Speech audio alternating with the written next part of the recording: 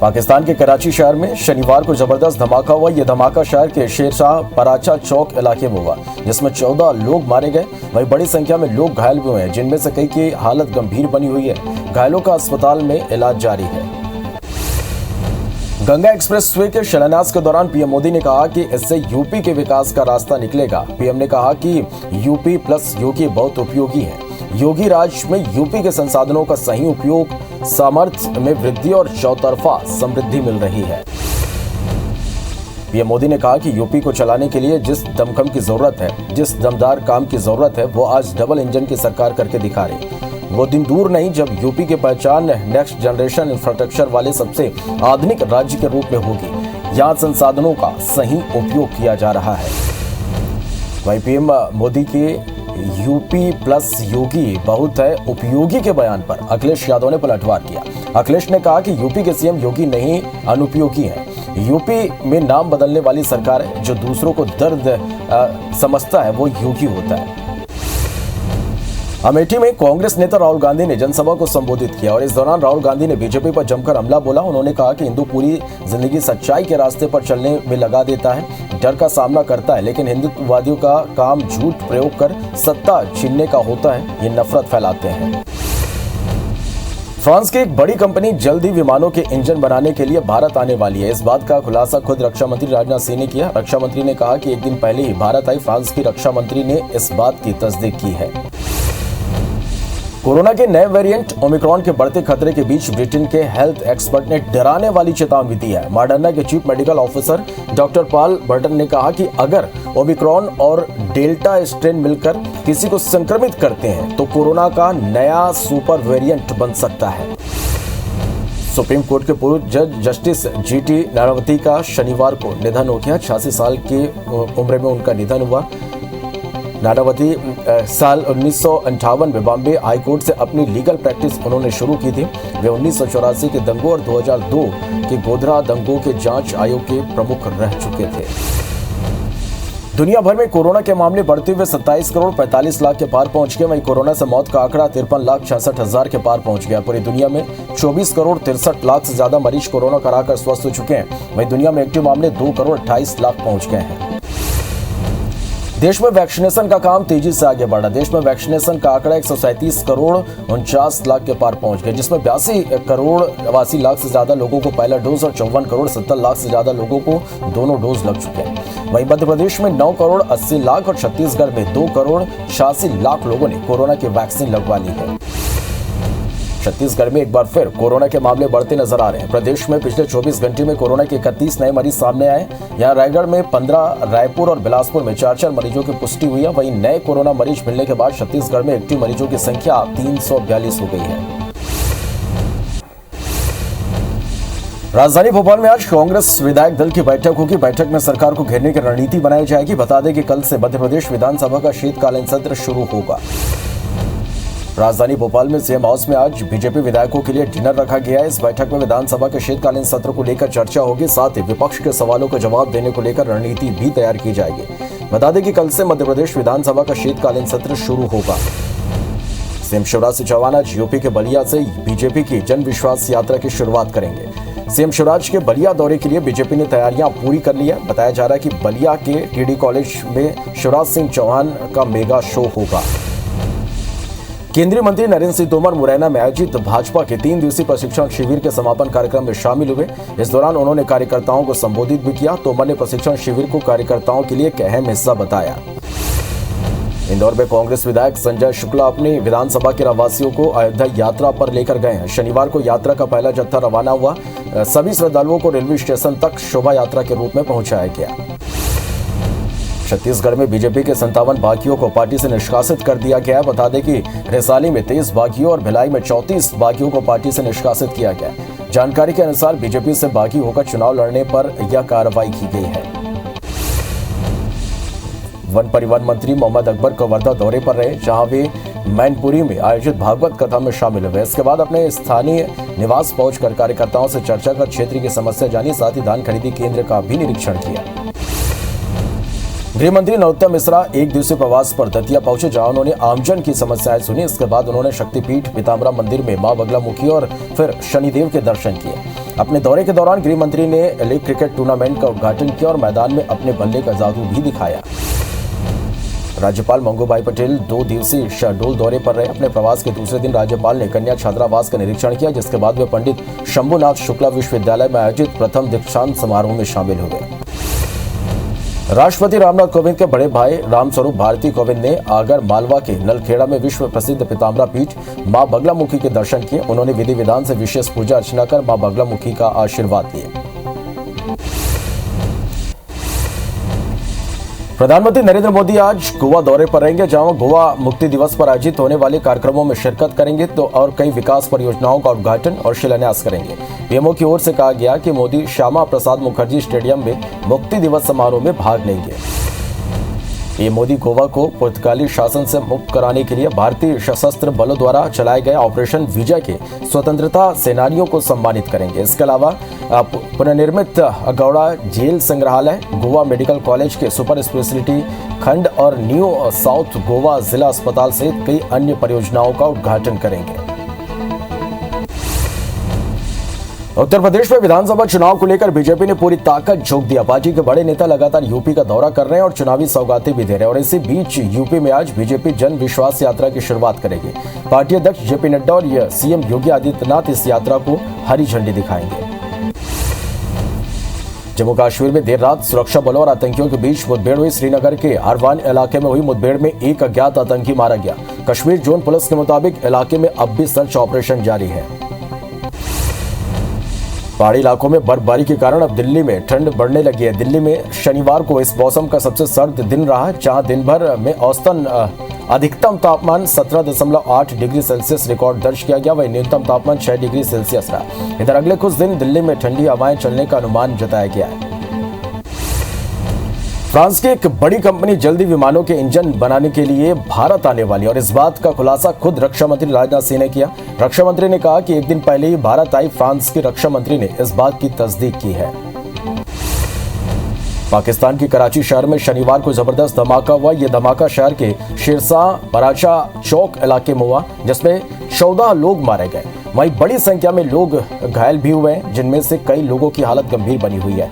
घायलों का अस्पताल में इलाज जारी है। सुप्रीम कोर्ट के पूर्व जज जस्टिस जीटी नानावती का शनिवार को निधन हो गया। 86 साल के उनकी उम्र में निधन हुआ है। जस्टिस नानावती ने साल 1958 में बॉम्बे हाई कोर्ट से अपनी लीगल प्रैक्टिस शुरू की थी।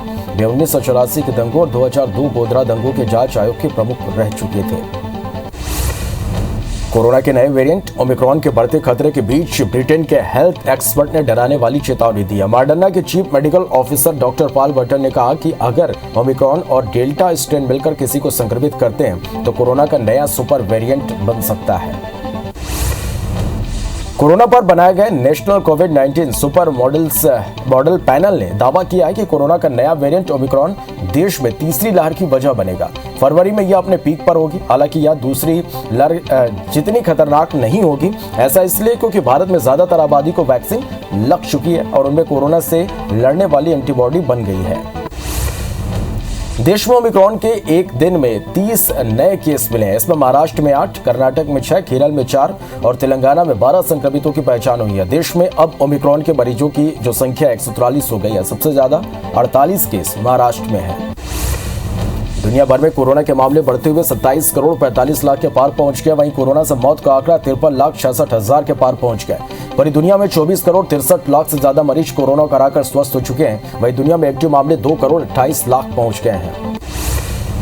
देश में वैक्सीनेशन का काम तेजी से आगे बढ़ रहा। देश में वैक्सीनेशन का आंकड़ा 137 करोड़ 49 लाख के पार पहुंच गया, जिसमें 82 करोड़ 89 लाख से ज्यादा लोगों को पहला डोज और 54 करोड़ 70 लाख से ज्यादा लोगों को दोनों डोज लग चुके हैं। वहीं मध्य प्रदेश में 9 करोड़ 80 लाख और छत्तीसगढ़ में 2 करोड़ 86 लाख लोगों ने कोरोना की वैक्सीन लगवा ली है।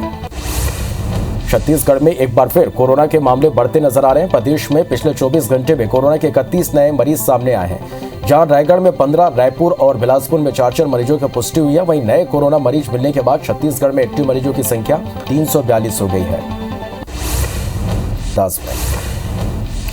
राजधानी भोपाल में आज कांग्रेस विधायक दल की बैठक होगी। बैठक में सरकार को घेरने की रणनीति बनाई जाएगी। बता दें कि कल से मध्य प्रदेश विधानसभा का शीतकालीन सत्र शुरू होगा।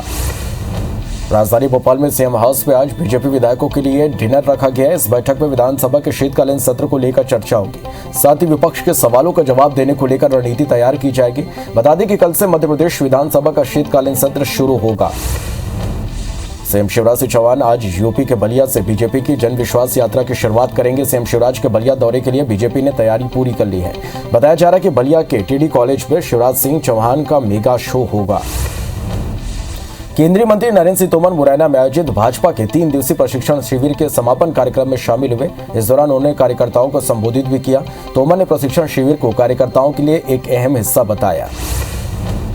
इंदौर में कांग्रेस विधायक संजय शुक्ला अपने विधानसभा के रहवासियों को अयोध्या यात्रा पर लेकर गए। शनिवार को यात्रा का पहला जत्था रवाना हुआ। सभी श्रद्धालुओं को रेलवे स्टेशन तक शोभा यात्रा के रूप में पहुंचाया गया।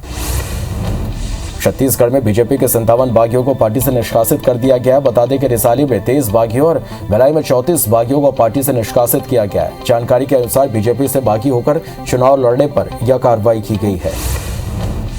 वन परिवहन मंत्री मोहम्मद अकबर कवर्धा दौरे पर रहे, जहां वे मैनपुरी में आयोजित भागवत कथा में शामिल हुए। इसके बाद अपने स्थानीय निवास पहुंचकर कार्यकर्ताओं से चर्चा कर क्षेत्र की समस्या जानी। साथ ही धान खरीदी केंद्र का भी निरीक्षण किया।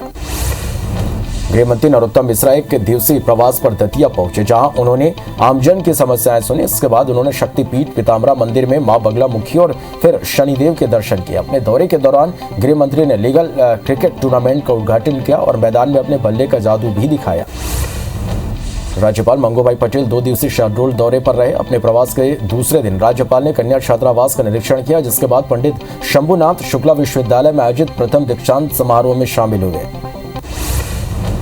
राष्ट्रपति रामनाथ कोविंद के बड़े भाई रामस्वरूप भारती कोविंद ने आगर मालवा के नलखेड़ा में विश्व प्रसिद्ध पीताम्बरा पीठ मां बगलामुखी के दर्शन किए। उन्होंने विधि विधान से विशेष पूजा अर्चना कर मां बगलामुखी का आशीर्वाद लिया। जशपुर के पत्ता केला में छात्रावास की बच्चियों को मानसिक रूप से प्रताड़ित करने का मामला सामने आया। हॉस्टल की 4 पहाड़ी कोरबा छात्राओं ने वार्डन पर प्रताड़ित करने का आरोप लगाया, जिससे परेशान होकर बच्चियां भागकर अपने घर पहुंच गए। धार पुलिस ने बीते दिनों हुई युवक की हत्या की गुत्थी सुलझा लिया। मामले में पुलिस ने नामी आरोपी शकील समेत 4 लोगों को गिरफ्तार किया। पूछताछ में पता चला कि शकील और भीम भाई के बीच मकान निर्माण को लेकर विवाद हुआ था, जिसके बाद शकील ने अपने दोस्तों के साथ मिलकर भीम भाई को मौत के घाट उतार दिया। उज्जैन लोकायुक्त की टीम ने नीमच में रिश्वतखोर पटवारी को रंगे हाथों गिरफ्तार किया। लोकायुक्त ने पटवारी संतोष चौबे को 30,000 रुपए की रिश्वत लेते रंगे हाथों पकड़ा। जमीन की पावती बनाने के लिए आवेदक से पटवारी ने 2.5 लाख रुपए की मांग की थी। मुरैना जिले में पुलिस ने मिलावटी पनीर से भरे वाहन को जब्त किया। पुलिस ने चेकिंग के दौरान की गई कार्रवाई में वाहनों से 1600 किलो पनीर जब्त किया और पनीर के सैंपल खाद्य सुरक्षा अधिकारी को भेजा गया। घटना जोरा इलाके की बताई जा रही है। पेंड्रा के धान खरीदी केंद्र में किसानों से पैसा मांगने वाले कृषि विस्तार अधिकारी को कलेक्टर ने सस्पेंड कर दिया है। बताया जा रहा है कि मरवाही के ग्राम बंशीताल में अधिकारी ने किसान से पैसा मांगे, जिसकी शिकायत किसानों ने कलेक्टर नम्रता गांधी से कर दी, जो जांच में सही पाया गया। पेंड्रा में 2 अलग अलग सड़क हादसों में 4 लोग घायल हो गए। पहली घटना बिलासपुर रोड में मझवानी के पास हुई, जहां 2 कारों की भिड़ंत हो गई। हादसे में पति पत्नी गंभीर रूप से घायल हो गए। वहीं दूसरी घटना में गड्ढे की वजह से बाइक अनियंत्रित होकर पलट गई, जिसमें 2 लोग घायल हुए। कटनी के झिझरी थाना क्षेत्र के नेशनल हाईवे पर एक ट्रक ने बाइक को टक्कर मार दी। हादसे में 2 बाइक सवारों की मौके पर ही मौत हो गई, जबकि तीसरे को गंभीर हालत में अस्पताल में भर्ती कराया गया है। ग्वालियर में एक पटवारी ने नौकरी लगवाने का झांसा देकर अपने ही रिश्तेदार से दुष्कर्म किया और अश्लील वीडियो बनाकर वायरल करने की धमकी देकर पीड़िता को ब्लैकमेल करने लगा। युवती ने तंग आकर आरोपी की शिकायत थाने में की, जिसके आधार पर पुलिस ने पटवारी और उसके दोस्त के खिलाफ मामला दर्ज कर लिया है। जबलपुर के गोसलपुर थाना क्षेत्र में नाबालिग से सामूहिक दुष्कर्म का मामला सामने आया। लिफ्ट देने के नाम पर आरोपियों ने नाबालिग को अपनी गाड़ी में बैठाया और फिर चालक और क्लीनर ने मिलकर दुष्कर्म की वारदात को अंजाम दिया। पीड़िता की रिपोर्ट के आधार पर पुलिस ने जांच शुरू कर दी है। जबलपुर में आबकारी विभाग ने शराब माफिया पर बड़ी कार्रवाई करते हुए अवैध शराब की एक बड़ी खेप बरामद की है, जिसकी कीमत करीब 5 लाख रुपए आकी जा रही। कार्रवाई के दौरान मौके से 2 आरोपियों को भी गिरफ्तार किया गया है। बुरहानपुर से लगे महाराष्ट्र बॉर्डर पर पुलिस और खाद्य विभाग की टीम ने दबिश दी और अवैध बायोडीजल पंप जब्त किया। मौके से 10 लाख से ज्यादा का सामान भी बरामद किया गया है। कटनी के माधवनगर पुलिस ने 4 संदिग्ध लोगों को गिरफ्तार किया, जिनके पास से 18 किलो गांजा बरामद हुआ है, जिसकी कीमत करीब 2,70,000 रुपए बताई जा रही। आरोपियों को गिरफ्तार कर न्यायालय में पेश किया गया, जहां से उन्हें जेल भेज दिया गया। राजधानी रायपुर के पंडरी मंडी गेट के पास एक ज्वेलरी दुकान में चोरों ने धावा बोल दिया। दुकान का ताला तोड़कर चोरों ने करीब 25 लाख रुपए के जेवर पार कर दिए। घटना की सूचना मिलने पर पुलिस की टीम मौके पर पहुंची। वहीं मामले में पुलिस को कई अहम सुराग मिले हैं, जिसके आधार पर जांच की जा रही है। रायसेन के सतलापुर पुलिस ने इंटरेस्ट चोर गिरोह को पकड़ने में सफलता हासिल की है। गिरोह के 5 आरोपी मंडीदीप के रिलायंस पेट्रोल टैंक पर लूट की योजना बना रहे थे, जिनके पास से देसी कट्टा, चूरा और मिर्च के पैकेट भी जब्त किए गए हैं। नीमच में ट्रैक्टर से बैटरी चुरा रहे 2 युवकों की ग्रामीणों ने जमकर पिटाई कर दी। मामला जिले के कोकड़ेश्वर थाना क्षेत्र का है, जहां ग्रामीणों ने चोरों की न सिर्फ पिटाई की, बल्कि उनका जुलूस भी निकाला और फिर पुलिस के हवाले कर दिया। राजधानी दिल्ली में तीसरे भारत मध्य एशिया संवाद का आयोजन किया गया, जिसमें भारत के विदेश मंत्री एस जयशंकर के साथ कजाकिस्तान, किर्गिस्तान, तजाकिस्तान, तुर्कमेनिस्तान और उज्बेकिस्तान के विदेश मंत्री ने हिस्सा लिया। इस दौरान अफगानिस्तान के मुद्दों पर भी चर्चा हुई।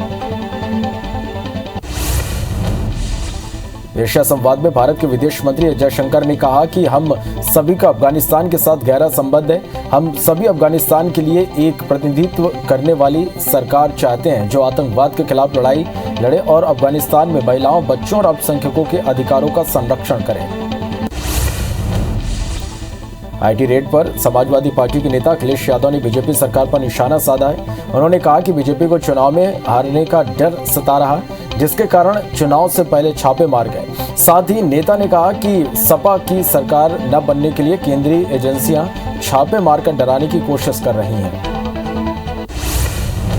केंद्रीय मंत्री मुख्तार अब्बास नकवी ने विपक्षी पार्टियों पर जमकर हमला बोला। नकवी ने कहा कि बलवाइयों, बेईमानों और बाहुबलियों की जो बंदी हुई है, उससे 3B ब्रदरहुड बौखलाया हुआ है। इस 3B ब्रदरहुड की बौखलाहट स्वाभाविक है, क्योंकि इनके शासनकाल में यह 3B सिकंदर था और आज योगी की सरकार में अंदर है। केंद्रीय गृह मंत्री अमित शाह महाराष्ट्र दौरे पर हैं। आज अमित शाह ने पुणे हलवाई गणपति मंदिर के दर्शन करने पहुंचे, जहां उन्होंने मंदिर में पूजा अर्चना की। गृह मंत्री अमित शाह ने आज महाराष्ट्र को सौगात दी। गृह मंत्री अमित शाह ने पुणे में केंद्रीय फॉरेंसिक विज्ञान प्रयोगशाला के एक नए भवन का उद्घाटन किया। फ्रांस की एक बड़ी कंपनी जल्दी विमानों के इंजन बनाने के लिए भारत आने वाली है। इस बात का खुलासा खुद रक्षा मंत्री राजनाथ सिंह ने किया है। रक्षा मंत्री ने कहा कि एक दिन पहले ही भारत आए फ्रांस के रक्षा मंत्री ने इस बात की तस्दीक की है।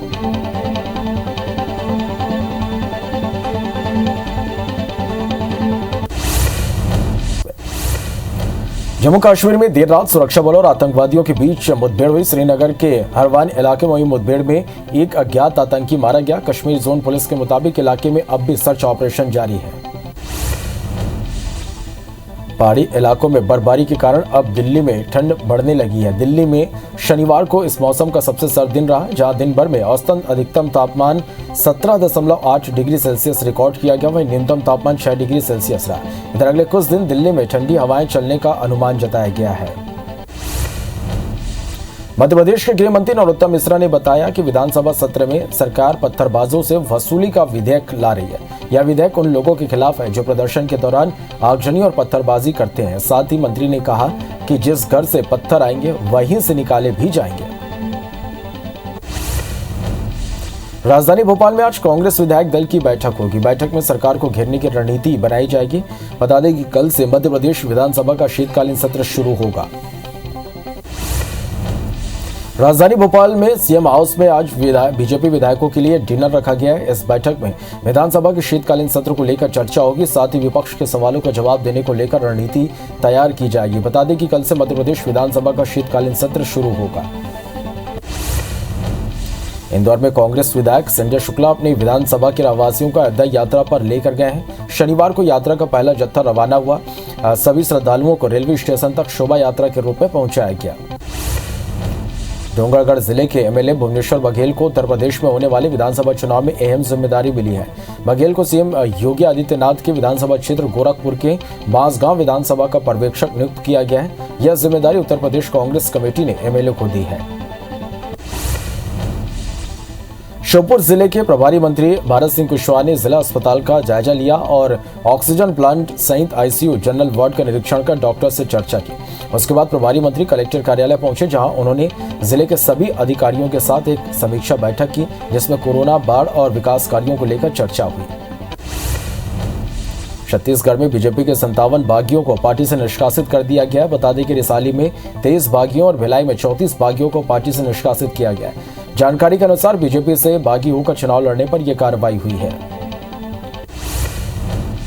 छत्तीसगढ़ में नगरीय निकाय चुनाव पर एसईसी ने आदेश जारी किया। एसईसी ने बुर्का पहनकर आने वाली महिला वोटरों की जांच करने के आदेश दिए हैं। इस दौरान पहचान में आपत्ति जताने पर महिला अधिकारियों द्वारा जांच भी की जाएगी। बता दें कि बीजेपी ने महिलाओं की जांच की मांग की थी।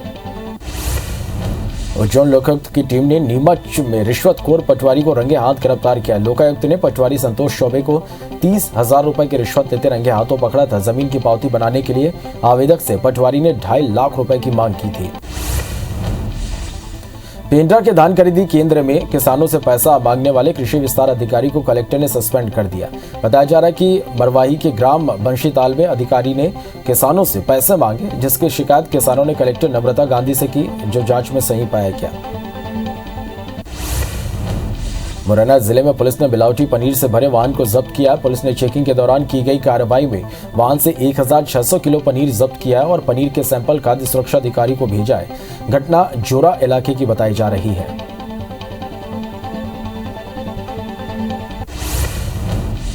पेंड्रा में 2 अलग अलग सड़क हादसों में 4 लोग घायल हुए हैं। पहली घटना बिलासपुर रोड में मझवानी के पास हुई, जहां 2 कारों की भिड़ंत हो गई। हादसे में पति पत्नी गंभीर रूप से घायल हो गए। वहीं दूसरी घटना में गड्ढे की वजह से बाइक अनियंत्रित होकर पलट गई, जिसमें 2 लोग घायल हुए। कटनी में झिझरी थाना क्षेत्र के नेशनल हाईवे पर एक ट्रक ने बाइक को टक्कर मार दी। हादसे में 2 बाइक सवारों की मौके पर ही मौत हो गई, जबकि तीसरे को गंभीर हालत में अस्पताल में भर्ती कराया गया है। ग्वालियर में एक पटवारी ने नौकरी लगवाने का झांसा देकर अपने रिश्तेदार से दुष्कर्म किया और अश्लील वीडियो बनाकर वायरल करने की धमकी देकर पीड़िता को ब्लैकमेल करने लगा। युवती ने तंग आकर आरोपी की शिकायत थाने में की, जिसके आधार पर पुलिस ने पटवारी और उसके दोस्त के खिलाफ भी मामला दर्ज कर लिया है। जबलपुर के गोसलपुर थाना क्षेत्र में नाबालिग से सामूहिक दुष्कर्म का मामला सामने आया। लिफ्ट देने के नाम पर आरोपियों ने नाबालिग को अपनी गाड़ी में बैठाया और फिर चालक और क्लीनर ने मिलकर दुष्कर्म की वारदात को अंजाम दिया। पीड़िता की रिपोर्ट के आधार पर पुलिस ने जांच शुरू कर दी है। कटनी के माधवनगर पुलिस ने 4 संदिग्ध लोगों को गिरफ्तार किया है, जिनके पास से 18 किलो गांजा बरामद किया गया है, जिसकी कीमत करीब 2,70,000 रुपए बताई जा रही है। आरोपियों को गिरफ्तार कर न्यायालय में पेश किया गया, जहां से उन्हें जेल भेज दिया गया। भिलाई में पूर्व सरपंच और उसके परिवार की दबंगई सामने आई है। पूर्व सरपंच ने एक ग्रामीण और उसके परिवार पर जानलेवा हमला किया। घटना का वीडियो भी सामने आया। वहीं बताया जा रहा है कि पीड़ित परिवार की हालत गंभीर है। सतना के कोठी बाजार में एक शख्स ने दिन दहाड़े महिला पर गोली चला दी। बताया जा रहा है कि 2 युवक बाइक पर सवार होकर आए थे। इससे पहले महिला कुछ समझ पाती, आरोपी फायरिंग कर फरार हो गए। महिला को रीवा मेडिकल कॉलेज में भर्ती कराया गया है। पुलिस के मुताबिक मामला एक तरफा प्यार का है। जबलपुर में आबकारी विभाग ने शराब माफिया पर बड़ी कार्रवाई करते हुए अवैध शराब की एक बड़ी खेप बरामद की है, जिसकी कीमत करीब 5 लाख रुपए आंकी जा रही है। कार्रवाई के दौरान मौके से 2 आरोपियों को गिरफ्तार किया गया है। बुरहानपुर से लगे महाराष्ट्र बॉर्डर पर पुलिस और खाद्य विभाग की टीम ने दबिश दी और अवैध बायोडीजल पंप जब्त किया। मौके से 10 लाख से ज्यादा का सामान भी बरामद किया गया है। राजधानी रायपुर के पंडरी मंडी गेट के पास एक ज्वेलरी दुकान में चोरों ने धावा बोल दिया। दुकान का ताला तोड़कर चोरों ने करीब 25 लाख रुपए के जेवर पार कर दिए। घटना की सूचना मिलने पर पुलिस की टीम मौके पर पहुंची। वहीं मामले में पुलिस को कई अहम सुराग भी मिले हैं, जिसके आधार पर पुलिस जांच कर रही है। रायसेन की सतलापुर पुलिस ने इंटरस्टेट चोर गिरोह को पकड़ने में सफलता हासिल किया। गिरोह के 5 आरोपी मंडीदीप के रिलायंस पेट्रोल टैंक पर लूट की योजना बना रहे थे, जिनके पास से देसी कट्टा, छुरा और मिर्च के पैकेट बरामद किए गए हैं। ग्वालियर में मकान दिलाने के नाम पर 3 ठगों ने सीआरपीएफ के सब इंस्पेक्टर पर 28 लाख रुपए ऐंठ लिए।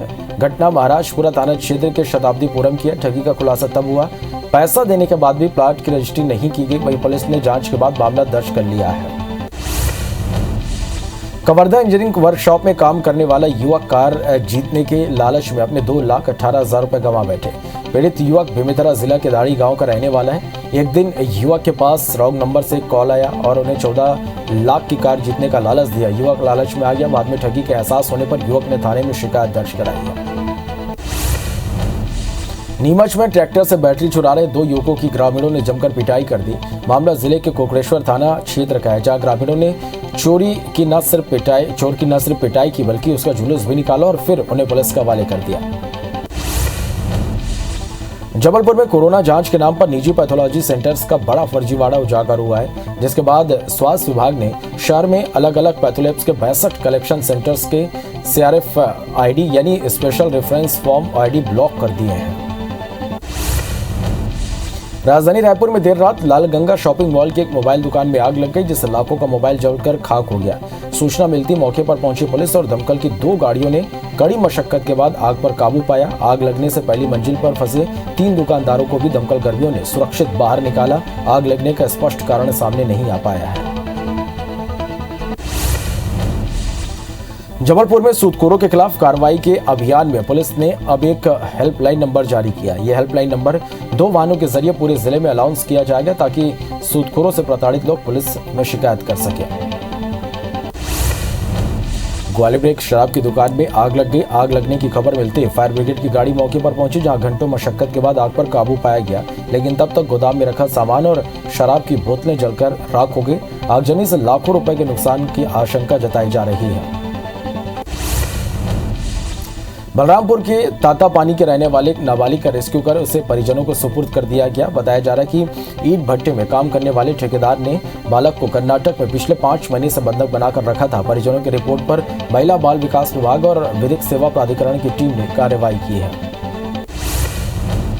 ग्वालियर में सताओ के जंगल में वन विभाग और जू की टीम ने घायल तेंदुए का रेस्क्यू किया। बताया जा रहा है कि तेंदुआ एक ट्रैप में फंसा हुआ था, जिसके चलते वह घायल हो गया। तेंदुए के इलाज के बाद उसे फिर से जंगल में छोड़ा जाएगा।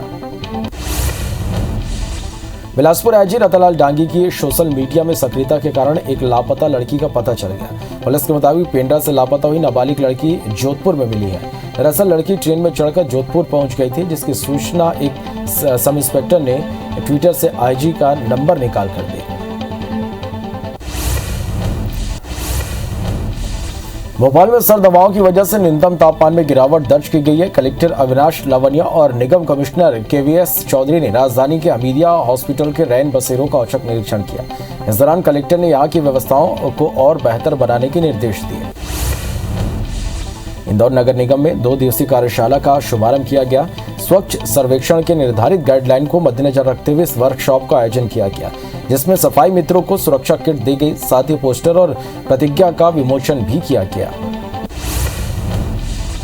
होशंगाबाद में आजादी के अमृत महोत्सव के तहत केंद्रीय परीक्षण संस्थान इटारसी में रक्षा उपकरणों की प्रदर्शनी लगाई गई है। 13 दिसंबर से लगी इस प्रदर्शनी को देखने हर दिन सैकड़ों लोग यहां पर पहुंच रहे हैं। शनिवार को जिला कलेक्टर भी प्रदर्शनी देखने पहुंचे और आयोजकों की जमकर तारीफ की।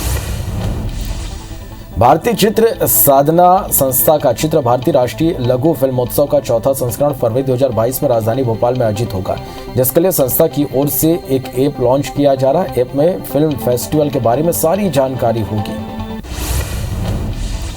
मध्य प्रदेश के कई जिलों में तापमान में गिरावट देखने को मिल रही है। इसी बीच राजधानी में आज सुबह का तापमान 5.2 डिग्री दर्ज किया गया। वहीं मौसम विभाग ने सागर, ग्वालियर समेत कई संभागों के जिलों में शीतलहर की संभावना जताई है। खंडवा में बीते 2 दिनों में ठंड ने एकाएक दस्तक दी है। पूरा जिला ठंड की चपेट में है। ठंड की ठिठुरन से बचने के लिए लोगों ने स्वेटर और शॉल निकाल लिए हैं, तो वहीं शहर के चौक चौराहों पर लोगों ने अलाव जलाना भी शुरू कर दिया। वहीं चौक चौराहों पर ही नगर निगम ने अलाव की व्यवस्था की है। पेंड्रा में कोहरे के साथ कड़ाके की ठंड पड़ रही है। पेंड्रा में पारा 6 डिग्री और अमरकंटक में 3 डिग्री पहुंच गया, जो अभी तक के सीजन का सबसे कम तापमान रहा। इस दौरान कई इलाकों में घने कोहरे के साथ शीतलहर भी चल रही है। छत्तीसगढ़ में उत्तर पूर्वी हवाओं के कारण तापमान में गिरावट देखी जा रही है। मौसम विभाग की माने तो सोमवार से न्यूनतम तापमान में और ज्यादा गिरावट होने की संभावना है। बता दें कि अगले 2 दिन में तापमान में 2 से 3 डिग्री तक गिरावट होने की संभावना है, जिससे ठंड और बढ़ेगी। कवर्धा की चिल्पी घाटी में तापमान में लगातार गिरावट दर्ज की जा रही, जिससे इलाके में ठंड बढ़ गई है। बता दें कि जिले के बायना खोदरा समेत 10 गांव में कड़ाके की ठंड पड़ रही। वहीं ठंड से बचने के लिए ग्रामीण अलाव का सहारा ले रहे हैं। कोरोना पर बनाए गए नेशनल कोविड-19 सुपर मॉडल पैनल ने दावा किया कि कोरोना का नया वेरिएंट ओमिक्रॉन देश में तीसरी लहर की वजह बनेगा। फरवरी में यह अपने पीक पर होगी।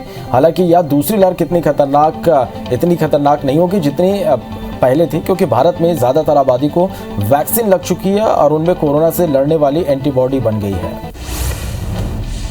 देश में ओमिक्रॉन के एक दिन में 30 से ज्यादा नए केस मिले हैं। इसमें महाराष्ट्र में 8, कर्नाटक में 6 और केरल में 4 और तेलंगाना में 12 संक्रमितों की पहचान हुई है।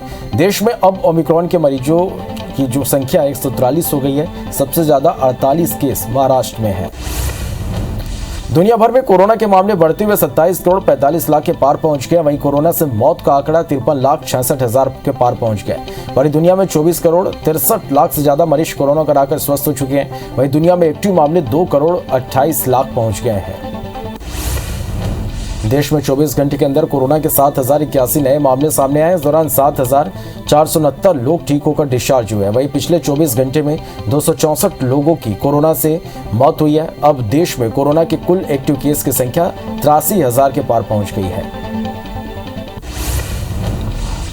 देश में वैक्सीनेशन का काम तेजी से आगे बढ़ा। देश में वैक्सीनेशन का आंकड़ा 137 करोड़ 49 लाख के पार पहुंच गया, जिसमें 82 करोड़ 79 लाख से ज्यादा लोगों को पहला डोज और 54 करोड़ 70 लाख से ज्यादा लोगों को दोनों डोज लग चुके हैं। वहीं मध्य प्रदेश में 9 करोड़ 80 लाख और छत्तीसगढ़ में 2 करोड़ 86 लाख लोगों ने कोरोना की वैक्सीन लगवा ली है। छत्तीसगढ़ में एक बार फिर कोरोना के मामले बढ़ते नजर आ रहे हैं। प्रदेश में पिछले 24 घंटे में कोरोना के 31 नए मरीज सामने आए, जहां रायगढ़ में 15, रायपुर और बिलासपुर में 4 मरीजों की पुष्टि हुई।